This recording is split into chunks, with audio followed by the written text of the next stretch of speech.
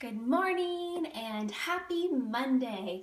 Today we're going to be talking about my number one tip to simplify December because it can be so busy and hectic and frantic in December, and I'm going to talk about what we do at our house that helps us to simplify and not feel rushed and overwhelmed. So good morning, welcome to have you.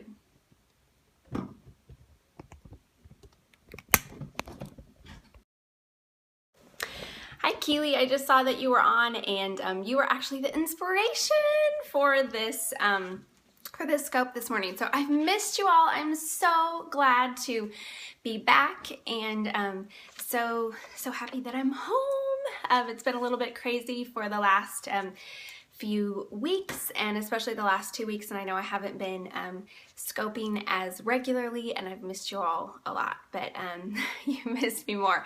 Okay, so anyway, I am excited to be back to our morning motivation show, and I wanted to talk to you all about December and about how to simplify, because December can be such a busy month. It can be full of so many different opportunities and so many different obligations and parties and to-dos and just so much. But then the month can just, kind of scream by. And then all of a sudden we're left just exhausted and overwhelmed, and we realize at the end of December we really weren't able to enjoy the month. So how can we enjoy the month? Well, my number one tip is this, and that is to ask your family what is most important. So ask your family what's really important to them. What really matters to them for December? What do they really want to do in December? Because we can feel like there's so many different good things to do, but what really matters to our family? What do they really want to do? Because I think that we can kind of get into a rut with obligations. We can get into a rut with feeling like we did this last year and the year before and the year before, and so we are supposed to do it again this year. But we don't have to do the same things every single year, and there are different seasons of life. And so we really need to focus on what's most important for our family in this season of life. And ask yourself and ask your family what's really important. So one thing that we've done is to create what we call a Christmas bucket list. And these are things in December that our family decides that we really want to do. These are the things that our kids say is important. These are the things that my husband and I say. These are the things that we really want to do this year. And in December, if we do nothing else, let's do these few things. And so creating this bucket list together at the beginning of December as a family and sitting down and saying, what are the 2 things that each of us want to do this month? And it's very interesting because every family member will come up with so many different things and stuff that maybe I wouldn't come up with, but it's important to them. And then there's a lot of things that won't be said that I would think, well, I think that's important, but it's not. And so asking what's important and creating this bucket list has been really helpful. And then also thinking as a mom, if you are a mom or, as a parent or as a, just you as an adult, what is important to you?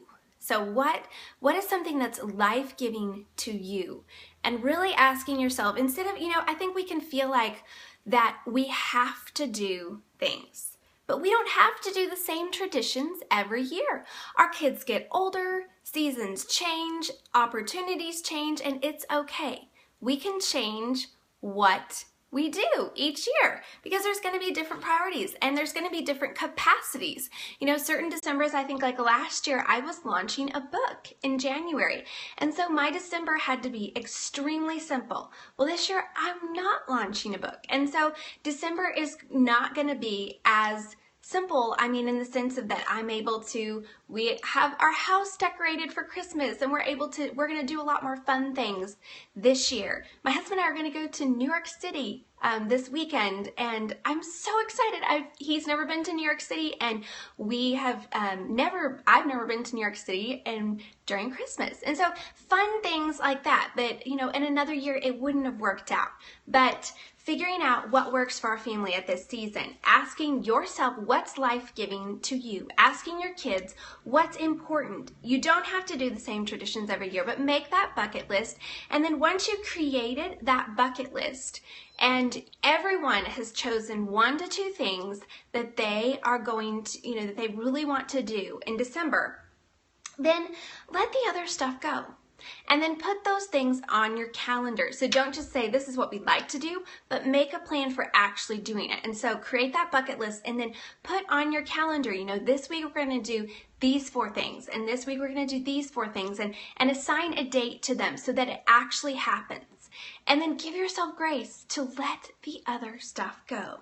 You know, I was writing down some of the different things that we've done in different years. You said, Melissa, you said this is your first year not to make a paper chain to count down the days to Christmas. Yeah, you outgrow some of those things. This year, honestly, my kids put up all our Christmas decorations pretty much. They put them all up and they had so much fun doing it.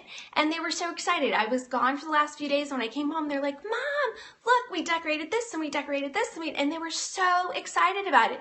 And they had so much fun. Now, I don't know that next year that's how it's going to be, but this year that's how it was. And they had a blast doing it together. So it can change every year. You haven't even started yet, that's totally fine. Like you can do it different every year. And I love what you're talking about, learning what traditions your kids are outgrowing and learning what they want to keep. And so talking to them and asking them really helps you decide what's best for your family. So I wrote down, you know, different things.